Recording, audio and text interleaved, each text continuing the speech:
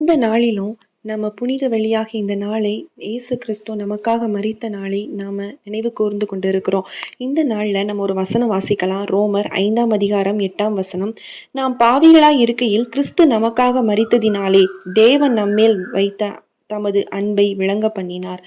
இந்த நாள்ல எந்த மனுஷராலும் செய்யக்கூடாத ஒரு விஷயத்த ஆண்டவர் நமக்காக செய்திருக்கிறார். நம் மீது வைத்த அன்பின் நிமித்தம் அவர் தம் ஜீவனையே கொடுத்திருக்கிறார். நமக்காக ரத்தம் சிந்தி காயப்பட்டு அடிக்கப்பட்டு நொறுக்கப்பட்டு சிலுவையில் மரித்த தேவன் 3ஆம் நாள் உயிரோடு எழுந்த தேவன் அவருடைய அன்பை எவ்வளவு அழகாக வெளிப்படுத்தியிருக்கிறார் என்பதை நம்ம உணர்ந்து கொள்ள வேண்டும்.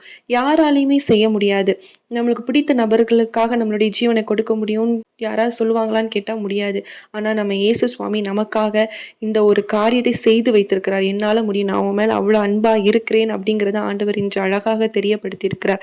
இந்த காரியத்தை இந்த நாள் முழுவதும் தியானிச்சு பாருங்க.